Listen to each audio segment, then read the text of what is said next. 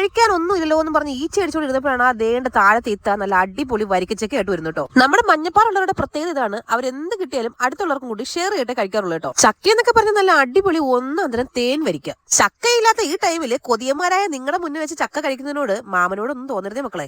ഇവിടെ ഒരാളെ സ്കൂളിൽ നിന്ന് കിട്ടിയ മുട്ടായി കൊണ്ടുവന്ന് പെങ്ങളൂട്ടിക്ക് ഷെയർ ചെയ്ത് കൊടുക്കുകയാണ് കേട്ടോ. മുട്ടായി കിട്ടിയോടെ ചീതുട്ടി ഹാപ്പിയായി. ഫുൾ ടൈം വെറുതെ ഇരിക്കുന്നുണ്ട്, എന്നാ പിന്നെ കുറച്ചു നേരം കൂടെ വെറുതെ ഇരിക്കാമല്ലോ എന്നും പറഞ്ഞ് കിളികളെ നോക്കിയിരുന്നപ്പോഴാണ് ദേണ്ട ഒരാൾ എനിക്കുള്ള അടുത്ത പണിയായിട്ട് വരുന്നു. എത്ര മാറ്റി വെച്ചാലും എവനിത് എങ്ങനെ കറക്റ്റ് ആയിട്ട് കണ്ടുപിടിക്കുന്നു എന്നാണ്. ആദ്യം തണുത്ത വെള്ളം കുടിച്ച് ശരീരം ഒന്ന് തണുപ്പിച്ചതിന് ശേഷം തിളച്ച എണ്ണയുടെ അടുത്തേക്ക് പോവാന്ന് വിചാരിച്ചേട്ടാ. ഈ ചുട്ടുപൊള്ളുന്ന വെയിലിന്റെ ചൂടിലും ഒരു തുള്ളി വെള്ളം പോലും കുടിക്കാണ്ട് നോമ്പ് നോക്കുന്ന നമ്മുടെ ഒരുപാട് സഹോദരങ്ങളുണ്ട്. നിങ്ങളെല്ലാം മാസമാണ് കേട്ടോ.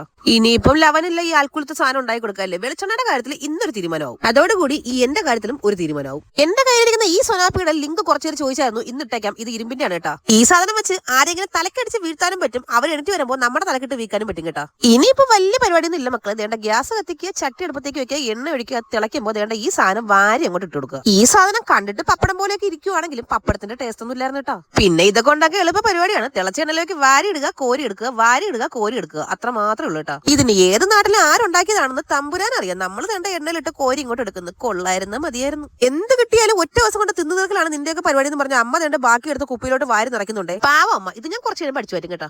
അച്ഛനും കൊച്ചുമക്കളും കൂടി ഞാൻ എന്താണ്ട് ഉണ്ടാക്കുന്ന കണ്ടിട്ട് ദേണ്ട ഭയങ്കര ജോലിയിലാണ് കേട്ടോ. എന്താണെന്നറിയില്ല, എന്റെ 2 പിള്ളേരും ജോലി ചെയ്യാൻ മാസമാണ് കേട്ടോ. ഇത് കണ്ടിട്ട് ഈ ഷീറ്റെല്ലാം കൂടെ നിങ്ങൾ വിട്ടിട്ട് പൈസ എടുക്കുമോ? ഷീറ്റിന്റെ വില എത്രയാണെന്ന് ചോദിച്ചേക്കരുത്, ഇത് ഓണറിന് കൊണ്ട് കൊടുക്കുവാണേ. എന്തായാലും എല്ലാവരും ജോലി ചെയ്ത് ക്ഷീണിച്ച സ്ഥിതിക്ക് 2 ഇണക്കുരുവികൾ പുറത്തിരിപ്പുണ്ട്. അവർക്ക് കട്ടൻ ചായ ഇട്ട് കൊടുക്കാല്ലേ. അങ്ങനെ പല്ലില്ലാത്ത 2 ഇണക്കുരുവികളും നമ്മുടെ 2 കുട്ടി കുരുവികളും കൂടി കഴിച്ചു തുടങ്ങി. അപ്പൊ ഞാനും കഴിക്കാൻ പോട്ടെ. അപ്പൊ നമ്മുടെ ചാനൽ എല്ലാവരും സബ്സ്ക്രൈബ് ചെയ്ത് സഹായിക്കണേ. Ta ta bye bye, see U.